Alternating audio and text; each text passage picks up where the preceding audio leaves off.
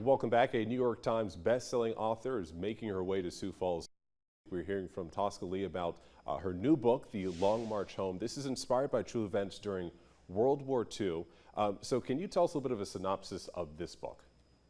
Absolutely. The Long March Home is the story of three best friends, the main character, Jimmy Propfield, and his two best friends, Hank and Billy, who all enlist in the Army in 1941 and are stationed in Manila, which seems like paradise to them until the morning of December 8th, 1941, when just 10 hours after the bombing of Pearl Harbor, the Philippines is bombed and plunged into war. And so for the boys, they're suddenly fighting in the Philippines. They fight for 4 months until the Allies surrender in April of 1942. And for them, the surrender marks the very beginning of their next stage of fighting to survive, which is marked by the Bataan Death March in nearly 4 years as POWs. So it's the story of friendship, it's the story of hope, brotherhood, and it's the story of the bond between best friends. And what inspired you exactly to tell this type of story? What was the inspiration for that? Yeah, so this book was written with my co-author, Marcus Brotherton, and Marcus is probably best known for his World War II nonfiction. He's a World War II biographer who's highlighted figures such as those in the Band of Brothers. And so Marcus called me up a few years ago and said, listen, I'm really interested in writing the story about the Bataan Death March.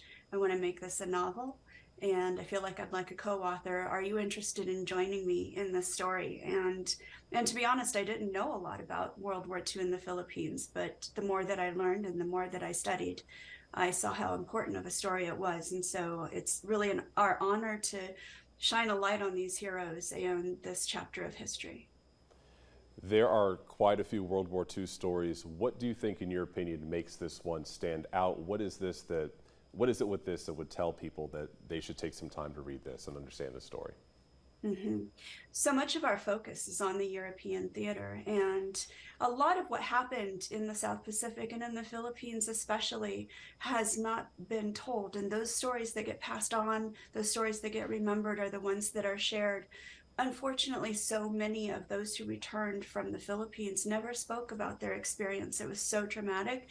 And we've heard now from so many sons and daughters and grandsons and granddaughters of those who served that their fathers and grandfathers never spoke of their experience, and yet they are so hungry to know what went on over there. And so this story, even though it's fiction, is inspired by true stories of those who survived and lived to tell about it. And so it's just a real honor to help shine a light on what went on and the heroes that served over there.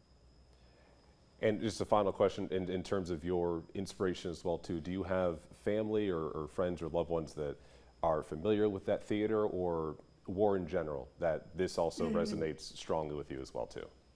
Mm-hmm. Not in the Pacific, not personally. I do have family who served in Korea. My father was a young boy during the Korean War. So on one side of my family, I definitely have close family members who have experienced war firsthand. Well, we're looking forward to seeing you here in Sioux Falls shortly. We thank you again for your time and looking forward to see what all this has to offer. Absolutely. Thank you so much for having me. Of course, we'll be right back after this.